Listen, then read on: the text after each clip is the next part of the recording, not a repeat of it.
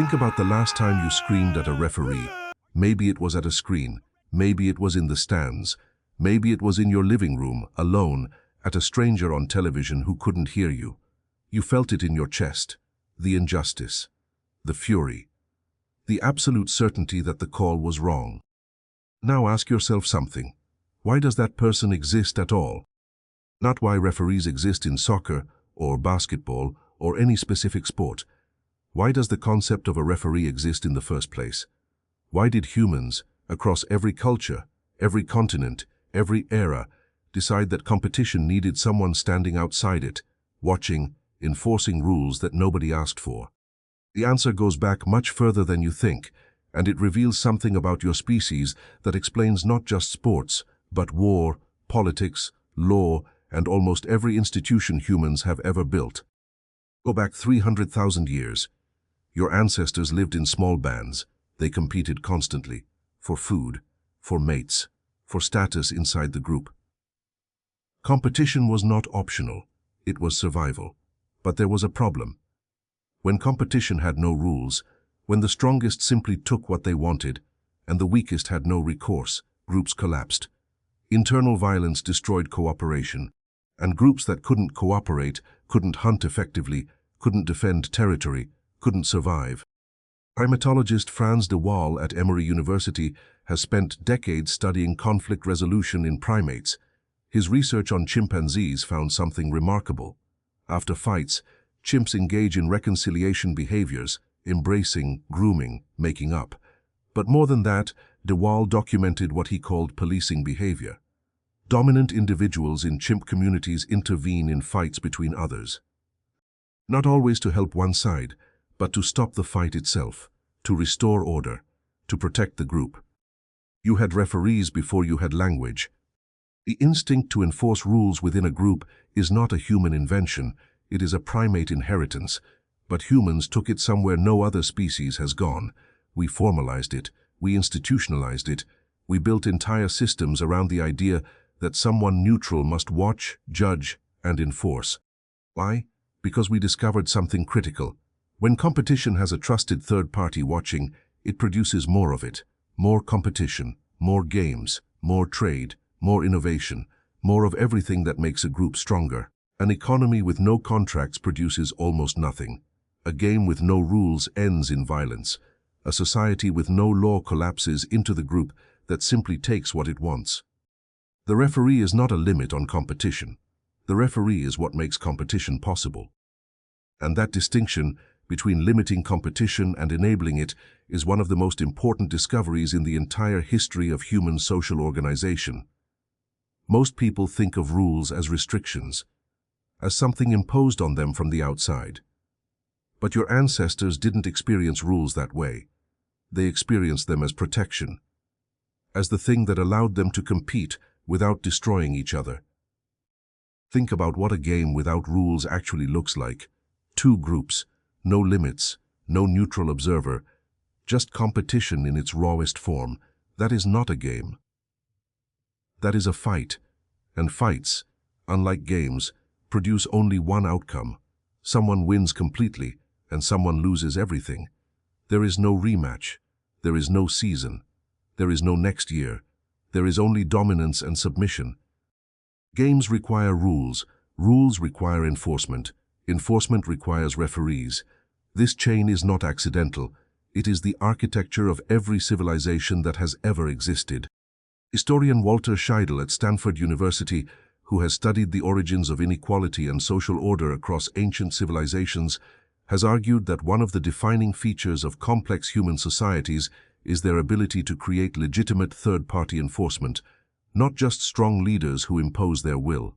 Trusted arbiters whose judgment both sides agree to accept before the outcome is known. This is extraordinarily rare in nature and extraordinarily powerful in practice.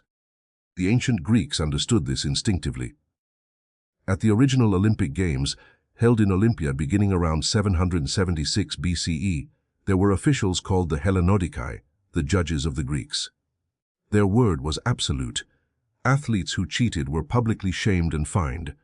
Statues paid for by the fines lined the path to the stadium. Every athlete who walked to compete had to walk past the faces of those who had cheated and been caught. The message was not subtle. The rules are real, and someone is always watching. The Romans built entire legal systems around the concept of the arbiter, a neutral third party empowered to resolve disputes between citizens. Medieval European societies developed elaborate systems of trial by combat, not because they believed God intervened, but because they needed a framework that both parties would accept as legitimate before the outcome was decided. The specific mechanism changed across cultures and centuries.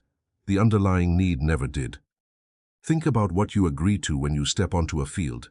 You are agreeing, before the game starts, before you know who will win, to submit to a set of rules you did not write, enforced by a person you did not choose, whose decisions you will accept even when they hurt you. That agreement is the entire foundation of civilization.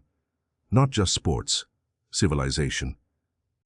Every contract ever signed, every election ever held, every court case ever decided, every trade agreement ever negotiated, they all rest on the same primitive agreement your ancestors made around a fire 50,000 years ago.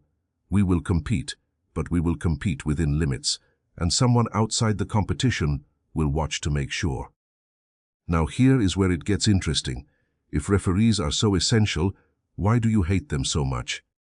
Psychologist Gilad Feldman at the University of Hong Kong has researched the psychology of blame in competitive contexts. His findings are consistent with something behavioral economists call the outcome bias. We judge the quality of decisions based on their outcomes, not on the information available at the time the decision was made. A referee who calls a foul that leads to a winning goal is seen as corrupt by the losing side. The exact same call in the same situation that leads to a missed goal is forgotten entirely by the winning side. You are not angry at a bad call, you are angry at a bad outcome, and your brain, running ancient tribal software, has assigned responsibility for that outcome to the nearest available target. The referee is the safest enemy in the stadium. They cannot fight back. They cannot argue with you personally. They represent authority, which your tribal brain instinctively resists when it rules against your group. And screaming at them costs you nothing. It is the perfect outlet for the oldest frustration in human social life, the feeling that the rules are being applied unfairly to your group. That feeling, by the way, is not irrational. For most of human history, it was completely accurate. Rules were applied unfairly. Power determined outcomes. The strong took what they wanted. The concept of a truly neutral arbiter, someone with no stake in the outcome, is historically recent, culturally fragile, and almost miraculous when you think about it honestly. Research in social psychology consistently shows that humans are extraordinarily bad at perceiving neutrality when we are emotionally invested in an outcome. Studies have found that fans from opposing teams watching the exact same footage of the same match will disagree, in large numbers, about basic factual questions. Who fouled whom? Whether the ball crossed the line? Whether the contact was intentional? They are not lying. They genuinely see it differently. Because the tribal brain does not process competition objectively, it processes competition as survival. And in survival, there is no neutral. There is only your side, and the threat to your side. The referee standing between those two sides is asking your brain to do something it was never designed to do. Accept that the threat to your group is legitimate, that the force working against you is not an enemy, but a rule. That losing, when it happens fairly, is acceptable. This is why becoming a referee is one of the most psychologically demanding things a human being can do in a competitive context. You are standing in the middle of two groups whose entire emotional architecture is screaming at them that you are the enemy. Both sides, simultaneously, and you have to remain neutral anyway. You have to see the game as it is, not as either tribe needs it to be. You have to enforce a standard that neither side will ever fully accept, because full acceptance would require both sides to stop being tribes. And tribes don't stop being tribes just because a whistle blows. The referee standing on that field is the product of hundreds of thousands of years of human social evolution. The slow, painful, repeatedly broken attempt to make competition fair. To create a space where the best performance wins, not the most powerful group, not the best connected family, not the side with the most intimidating supporters. Every time a call goes against you and you accept it, even reluctantly, you are doing something your ancient brain finds almost physically painful. You are choosing the system over the tribe, the rule over the outcome, the long game of civilization over the immediate demand of survival instinct.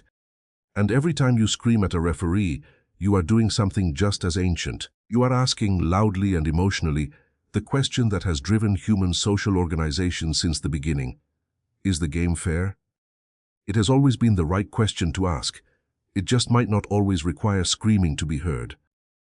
The next time a referee makes a call that goes against you, notice what happens in your body before your mind catches up.